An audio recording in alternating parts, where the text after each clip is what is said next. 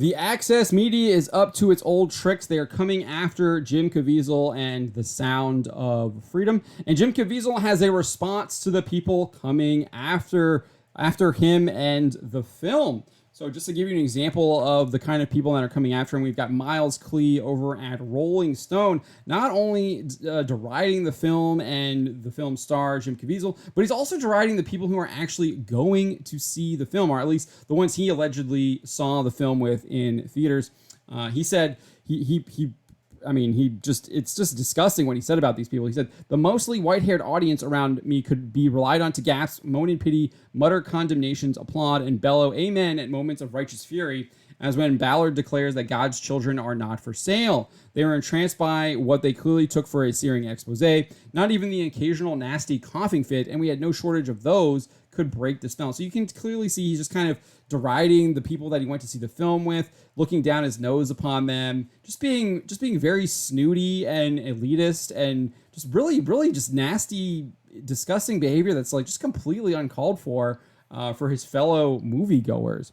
But not only did he go after the moviegoers, but he also attempted to tear down the film as well. He says, as implausible as the movie is, it invents a finale where Ballard journeys deep into a jungle alone to pluck a girl from the clutches of guerrilla militants, which he accomplished by posing as a doctor distributing cholera vaccines. One wonders if it was extreme enough for Caviezel's liking. So he's trying to go after Caviezel. Elsewhere in the article, he's basically calling him a conspiracy theorist and really just kind of maligning his character. And then here, he's taking an issue with a Hollywood trope of like the guy getting it done, the lone gunman getting it done. I mean, there's plenty of movies that are like that, and we all like those movies. So I don't really see the issue there. He just seems to be taking issue with it because it happens to be Jim Caviezel doing it in Sound of Freedom. So there's plenty of things like this. I just wanted to give this as an example because I think this guy, Miles Klee, here at Rolling Stone is probably the most egregious. I'm sure that there's others. I saw headlines at The Guardian as well. Very similar stuff. Really trying to label Jim Caviezel as a conspiracy theorist and trying to claim that anyone who's going to see this movie is buying into conspiracy theories, etc., etc. But so Caviezel had a response to this clear attack from Klee and others like him when he appeared alongside the film's director, Alejandro Monteverde, during a Q&A session with Angel Studios' chief content officer, Jeff Harmon. After Harmon noted that the people kind of coming after the movie is a victory for the film and saying that they can't ignore this issue, Caviezel responded, they're scared, quaking in their boots, and it's because the public are listening to their hearts, which is what this film tells you to do. When there is evil, real evil in the world, and when love is in your heart, boy, evil is just a coward to God. Monteverde then elaborated on that. He said, one thing that's amazing is, we make movies for the audience, and I understand, the critics world, but I like to focus on the audience, and the audience are responding. They're the most important for us as filmmakers, as storytellers, and the audience are giving us 100%, and that's where I want to stay. He's talking about their Rotten Tomatoes score, the verified audience score on there. And they also have an A+ cinema score. I think one of two films that have received an A+ cinema score, which means that the actual moviegoers found this film fantastic, highly recommend it.